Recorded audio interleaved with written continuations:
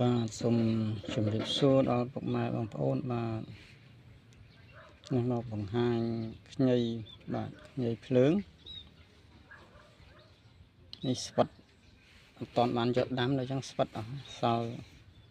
នេះភ្លើងសល់ពីត្រាំស្រាទុកឥឡូវដល់ដុះបាត់ហើយរដូវដាំហើយបាទរដូវដាំហើយដុះបណ្ដូលហើយខ្ញីភ្លើងលក្ខណៈខ្ញីភ្លើងបាទ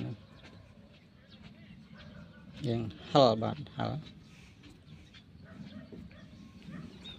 ខ្ញីភ្លើងអត្ថប្រយោជន៍ច្រើនដែរបាទ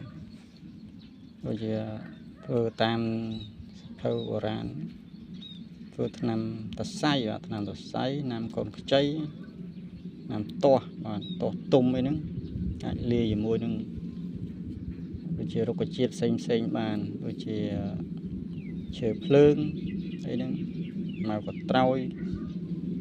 ដូចជានៅអណ្ដាតគោអីផ្សេងដើមឈើផ្សេងហ្នឹងធ្វើជាហាំទាស់បានអញ្ចឹងញ៉ៃភ្លើងនេះអាចលាយជាមួយញ៉ៃទឹកទៀតបានបាទហើយដាំទឹកហូបទៅអញ្ចឹងទៅមានច្រើនបាទទាស់ទុំ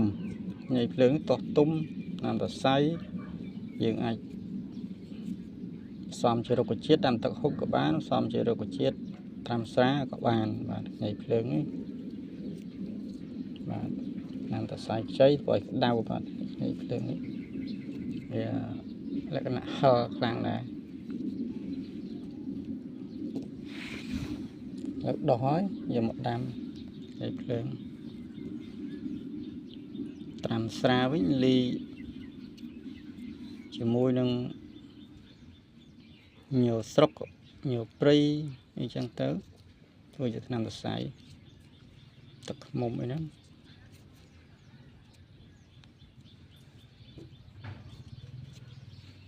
ញើស្បាតអីហ្នឹងបាទយើងអាចត្រាំលាយមួយបល័យស្រុកយើងក៏បានបាទធ្វើជាថ្នាំសរសៃតែទឹកក្តៅឆេវបាទក្តៅមកនឹងញនេះ